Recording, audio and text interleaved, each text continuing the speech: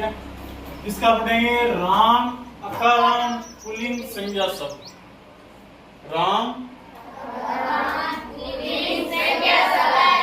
इनके क्या पढ़ेंगे अपन? शब्द पढ़ेंगे जो किसके अनुसार चलते हैं? हिंदी में कारक के अनुसार। किसके अनुसार चलते हैं? याद हो ना तभी बोलना, वरना बोलना नहीं आती बात, ठीक है। हिंदी में किसके अनुसार चलेंगे? कारक के अनुसार। अब देखो विभक्ति और तीनों वचनों में पढ़ेंगे। किसमें पढ़ेंगे? विभक्ति और तीनों वचनों में। सर्वप्रथम विभक्ति का क्या नाम है?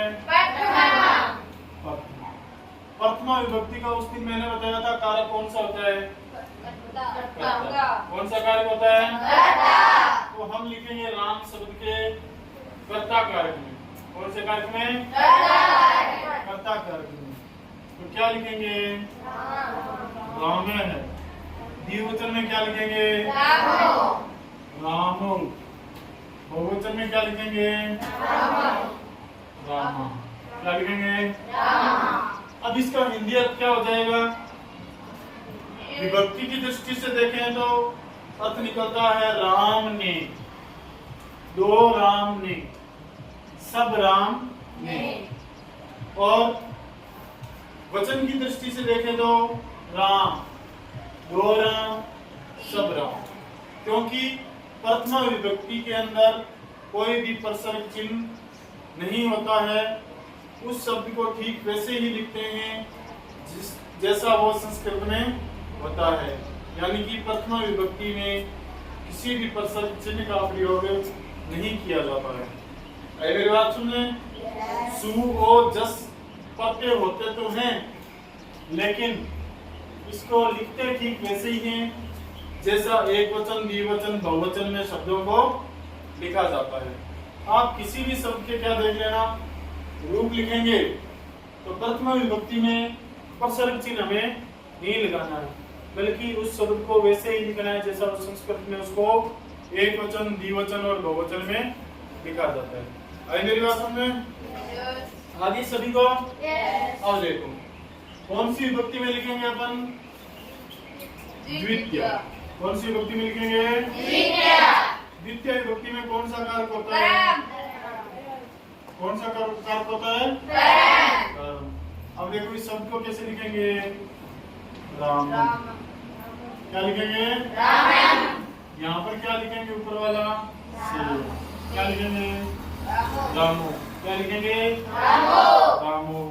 और यहाँ पर क्या लिखेंगे? रामो। क्या लिखेंगे? अब देखो ये संस्कृत में हमने लिख दिया विभक्ति के आगे, तो इसका अर्थ क्या निकलेगा? रामम यानी राम, दो राम। रामम शब्द यानी अर्थ सीखने के लिए कौन सी विभक्ति में लिखा हमने? द्वितीय विभक्ति में कौन सा कारक होता है?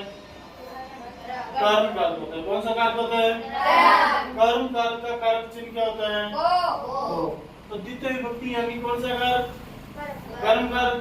कर्म कारक का अर्थ क्या होता है? को। तो रामम शब्द का अर्थ हो जाएगा राम को, और रामो शब्द का अर्थ क्या हो जाएगा? दो राम को। रामाम शब्द का अर्थ हो जाएगा। आई मेरी बात सुन रहे? अब कौन सी विभक्ति में लिखेंगे? तृतीया। कौन सी विभक्ति में लिखेंगे? तृतीय विभक्ति में एक वचन में क्या लिखेंगे? रामे।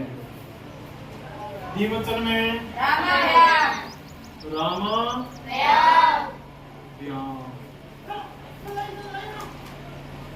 बहुवचन में क्या लिखेंगे?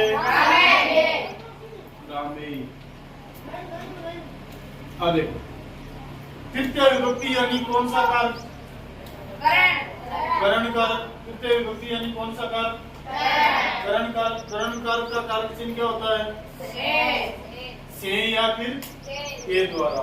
तो इसका शब्द का अर्थ क्या हो जाएगा? राम के द्वारा, दो राम के द्वारा, सब राम के द्वारा। या फिर से भी अर्थ होता है ना, तो राम से, दो राम से, सब राम से। अभी मेरी बात सुन रहे हैं? अब तृतीय के बाद में कौन सी विभक्ति लिखेंगे? कौन सी लिखेंगे? चतुर्थी विभक्ति। कौन सी विभक्ति? चतुर्थी। चतुर्थी विभक्ति में कारक कौन सा होता है? संप्रदान। संप्रदान कारक। तो इसका अपन रूप लिखेंगे। राम का क्या लिखेंगे यहाँ पर? रामाय। क्या लिखेंगे? रामाय। और इसका यहाँ पर क्या लिखेंगे? रामायण। शाबाश। यहाँ पर क्या लिखेंगे? रामे।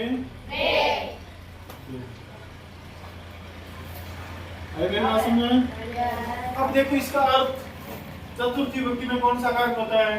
संप्रदान। और संप्रदान कारक का कारक चिन्ह क्या होता है? के लिए। क्या होता है? के लिए। तो चतुर्थी विभक्ति का अर्थ कौन सा कारक? संप्रदान। संप्रदान कारक का कारक चिन्ह क्या होता है? के लिए। तो एक वचन में रामाय शब्द का अर्थ क्या हुआ? राम के लिए। रामाभ्याम शब्द का अर्थ क्या हुआ? दो राम के लिए। रामेभ्य शब्द का अर्थ क्या हुआ? सब राम के लिए। आगे बात सुने। यस। अब देखो कौन सी विभक्ति लिखेंगे अपन? पंचमी। पंचमी। पंचमी विभक्ति अर्थात कौन सा कारक? अपादान। अपादान। कौन सा कारक? अपादान। अपादान। तो इसमें हम एक वचन में राम का क्या लिखेंगे? रामाय। क्या लिखेंगे? रामाय। दामाद। क्या लिखेंगे? रामाय। द्विवचन में रामायण।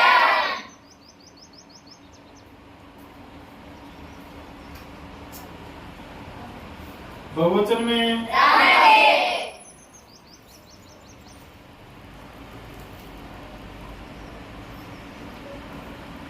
समझ आएगा? अब देखो इसका हिंदी अर्थ पंचमी विभक्ति का हिंदी अर्थ। अब देखो पंचमी विभक्ति में कौन सा कारक होता है? अपादान। अपादान का कारक से क्या होता है? से पृथक होने के अर्थ में। ठीक है। तो इस शब्द का अर्थ क्या होगा? रामा शब्द का अर्थ होगा राम से। क्या होगा? राम से।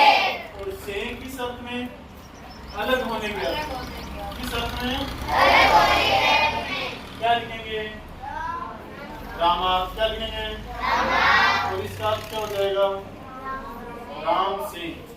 क्या हो जाएगा? राम से। द्विवचन में राम से। बहुवचन में सब राम से। Very good. अब लिखेंगे कौन सी विभक्ति में? षष्ठी। षष्ठी विभक्ति में। कौन सी विभक्ति में लिखेंगे? षष्ठी। षष्ठी विभक्ति। षष्ठी विभक्ति के अंदर कौन सा कारक होता है? संबंध। कौन सा कारक होता है? संबंध। संबंध कारक। अब उस कारक में लिखेंगे। क्या लिखेंगे? राम। राम से। चलो आपको क्या लिखेंगे? राम से। रामस्य। क्या लिखेंगे? राम से। राम से नहीं, आधा से क्या बोलेंगे? रामस्य। क्या बोलेंगे? राम से। द्विवचन में क्या लिखेंगे? राम राम। यो। बहुवचन में क्या लिखेंगे? रामायण। राम। बहुवचन में क्या लिखेंगे? राम।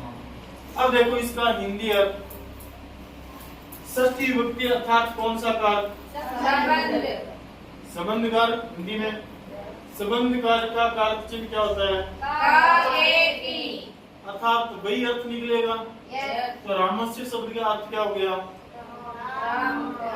राम का या फिर राम के या फिर राम की।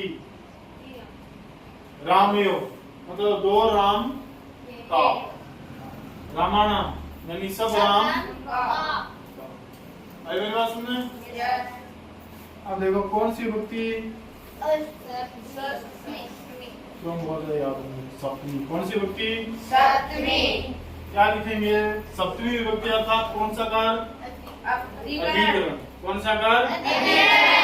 तो इस शब्द का रूप क्या लिखेंगे यहाँ पर अपन? रामे। यहाँ पर क्या लिखेंगे?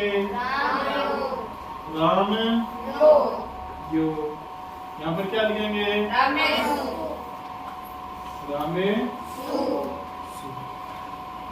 अब देखो इसका हिंदी अर्थ सप्तमी विभक्ति अर्थात कौन सा कारक? अधिकरण कारक। कौन सा कारक? अधिकरण कारक के कारक चिन्ह क्या होते हैं? में या पर। तो रामे शब्द का अर्थ क्या हो जाएगा? राम में या फिर राम पर। आई मेरी बात सुनिए।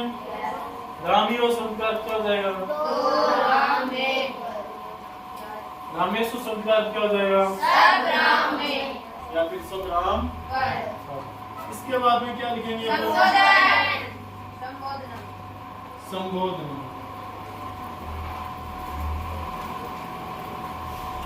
हिंदी में भी इसको क्या कहते हैं? संबोधन ही कहते हैं।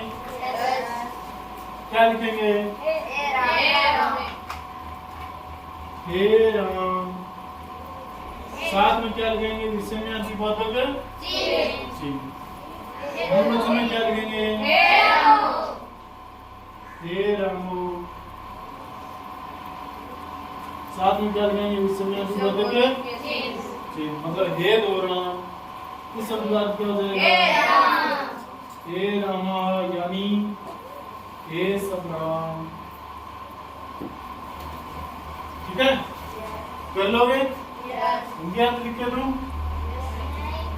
नहीं लिखे जाने की कोई जरूरत नहीं। अर्थात कारक विभक्ति से संबंधित जो कारक होते हैं, दोबारा बोलेंगे। प्रथम विभक्ति यानी कौन सा कारक? कर्ता, द्वितीय विभक्ति यानी करण, तृतीय यानी करण, चतुर्थी संप्रदान, संप्रदान, पंचमी, अपदान, षष्ठी, संबोधन, सप्तमी, संबोधन, संबोधनम का। अर्थात जो कारक होते हैं उनके जो कारक चिन्ह होते हैं वही शब्दों के रूप के क्या होते हैं? हिंदी अर्थ होते हैं। अरे मेरी बात सुन रहे हैं? जैसे राम का क्या लिखेंगे अपन? राम ने। यहाँ पर लिख दूं राम है यानी क्या होगा? राम ने। आगे दो राम ने क्या लिखेंगे? दो राम ने, दो राम ने। यहाँ पर सब राम। आगे इसका क्या हो जाएगा? राम को विभक्ति है ना? दो राम को, सब राम को। लिख लोगे आप? रामायण शब्द का अर्थ क्या हो जाएगा? राम के द्वारा या फिर राम से, दो राम से, सब राम से। रामायण शब्द का अर्थ हो जाएगा राम के लिए। क्या हो जाएगा? क्योंकि ये चतुर्थी विभक्ति संप्रदान कार्य का कार्य चिन्ह क्या होता है? के लिए। तो जो हमने यहाँ पर शब्द का रूप लिखा उसका अर्थ उसी कार्य के अनुसार होगा, कार्य के प्रसर्ग चिन्ह के अनुसार होगा। रामात यानी राम से। क्या लिखेंगे? अलग होने के अर्थ में दो राम से, सब राम से। रामस्य शब्द यानी राम का, रामी यानी दो राम का, रामानाम यानी सब राम का। फिर रामे, रामे शब्द का अर्थ हो जाएगा राम में या फिर राम पर। यहाँ पर दो राम में या दो राम पर, सब राम में सब राम पर। ठीक है, हे राम का हे राम, हे दो राम तो सब राम। कर लोगे सभी? पक्की बात? यानी कि शब्द रूप का अर्थ कारक के अनुसार होता है। जिस कारक की विभक्ति होती है उस कारक के परसर्ग चिन्ह के अनुसार उस शब्द का हिंदी अर्थ होता है। ओके,